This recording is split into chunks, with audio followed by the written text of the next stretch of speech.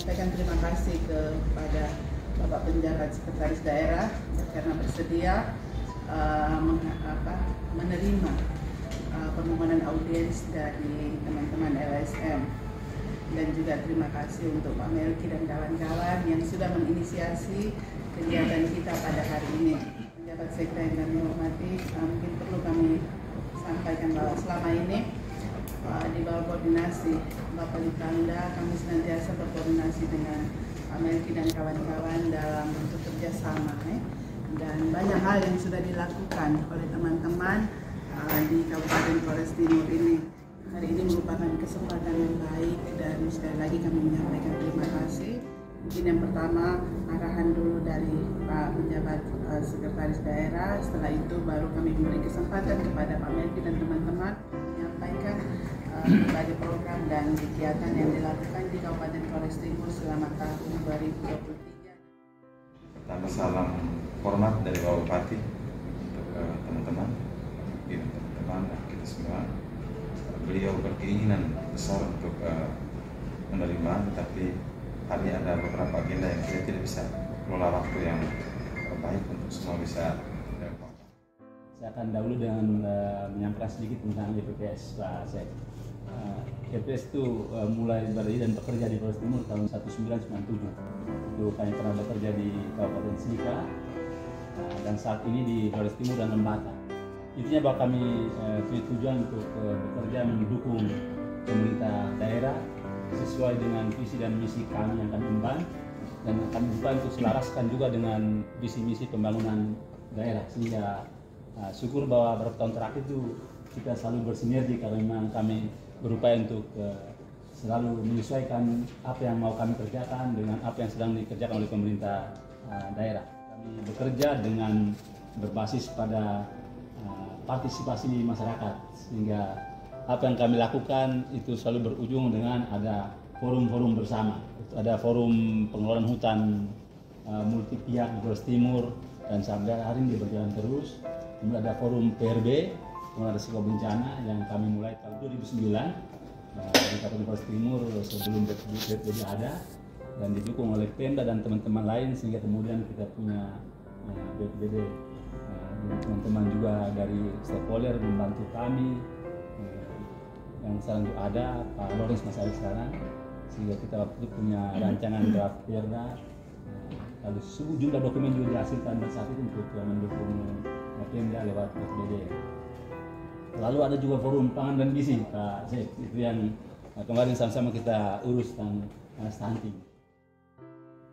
Nah, saat ini juga kami fokus pada satu isu, yaitu isu global tentang perubahan iklim, sehingga bersama CRS, bersama Oxfam dan juga terakhir dan EKN, kedutaan Belanda, itu sedang bekerja untuk bagaimana membuat perubahan iklim itu menjadi familiar di masyarakat, dan kami ada niat juga Pak Sek untuk kemudian kita sama-sama bicara sehingga isu ini bisa masuk ke perencanaan daerah kita. Kami sedang siapkan satu policy brief yang nanti akan kita share, sehingga mungkin ada pikiran-pikiran untuk kemudian ke depan ketika kita menyusun RPJP itu hal itu bisa kita lihat apakah relevan tidak, karena itu juga sesuai dengan satu prioritas nasional. Jadi perhatian kami untuk kita bisa ngobrol sehingga ke depan itu isu ini bisa masuk ke dalam rencana pembangunan, dan mekanisme adaptasi mitigasi itu memilih 4 pilar Pak Sek. Itu pertama capacity building, kemudian yang kedua infrastruktur, yang ketiga teknologi, dan 4 adalah tata kelola. Dan kemarin kami coba pinjam dokumen APBD Kabupaten di 2 tahun ke belakang, dan kami coba cek itu memang di Flores Timur itu sudah ada cukup anggaran yang tersebar di OPD yang bersentuhan dengan 4 pilar adaptasi dan mitigasi perubahan iklim. Hanya hal berikut yang perlu kita dorong ke depan adalah bagaimana sehingga semua sektor itu memberikan perhatian pada hal ini, sehingga waktu yang kita lakukan itu basic analisisnya adalah pada perubahan iklim.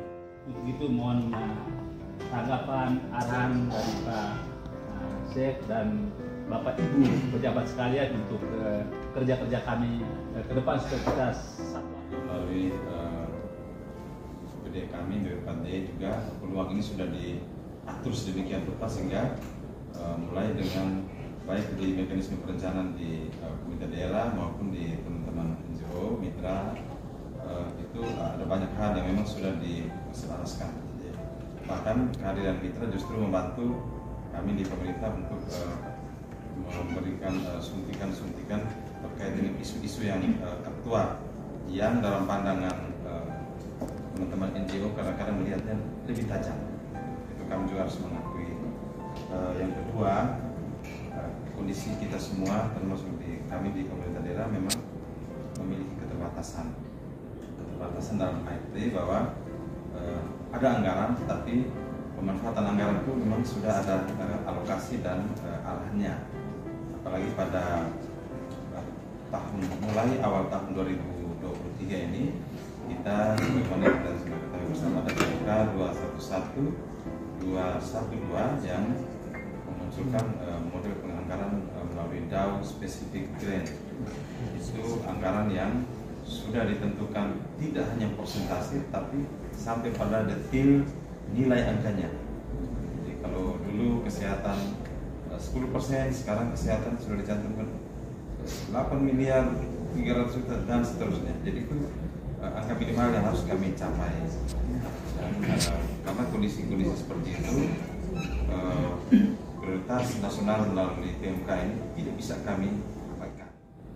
Karena itu apapun pilihannya, kita sudah bermitra, memiliki teman-teman dari CRS dan bahwa kita sudah bermitra. Kami tidak mau juga kehilangan momentum ini, bahwa ada tekanan yang begitu besar terhadap APBD, tapi kami akan berusaha semaksimal mungkin untuk melakukan sinergitas perencanaan di pemerintah daerah. Kondisi anggaran kita seperti itu, model-model sinergitas ini yang harus kita tidak hanya sekedar bicara sinergitas penyesuaian nomenklatur, tapi soal model-model pelaksanaan kegiatannya, sehingga mengintegrasikan seluruh keterbatasan kita itu menjadi satu kesatuan yang lebih optimal. 90% lahan di Protein ini kan untuk pertanian, meskipun masih banyak lahan hidup, ini kan dukungan dari teman-teman, dampaknya ini mungkin bisa berpengaruh terhadap iklimnya. Bagaimana dampak dari perubahan iklim ini harus dilakukan? Ada dua hal kemarin dilakukan dan terima kasih. Hal yang kedua yang mau kami sampaikan adalah tahun ini kami akan melakukan penyusunan rancangan awal RPJPD, dan mungkin saat itu kami akan banyak meminta masukan dari teman-teman khusus pada perubahan iklim ini dan juga perencanaan, sehingga mungkin kita pertajam indikator dan mungkin selanjutnya dukungan dari teman-teman. Kami berharap program ini tidak cepat. Yes, bahwa kami berterima kasih Pak Melki bahwa segala workshop selalu melibatkan kami, penyuluh-penyuluh kami dan kemarin juga ada diikut sertakan 5 penyuluh kami kegiatan di Lembah. Terima kasih Pak. Yang kami lakukan di dinas adalah bahwa kami ada 2 musim tanam, Okmar dan Aset.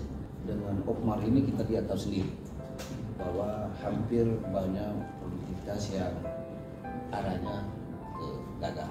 Tentunya bahwa kita akan menghadapi musim Aset April dan sampai dengan September. Di sini kita wilayah kita kekurangan air, tetapi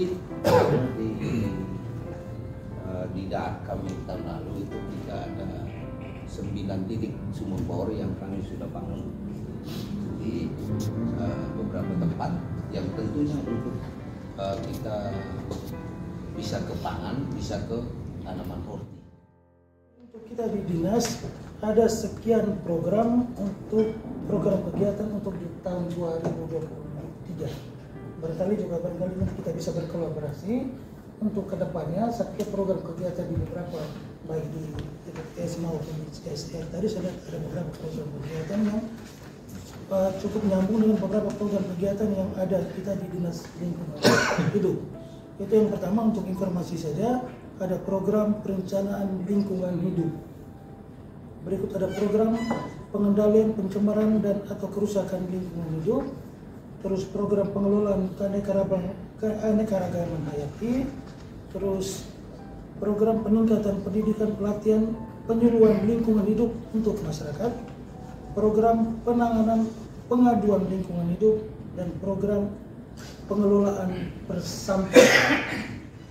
Berkait terkait yang tadi sudah tadi juga disampaikan terkait dengan beberapa sumber mata air yang ada terkait dengan kesulitan mata air yang sampai di beberapa program tadi, bahwa untuk kita di Seral Flores ini kurang lebih ada 400-an sumber mata air.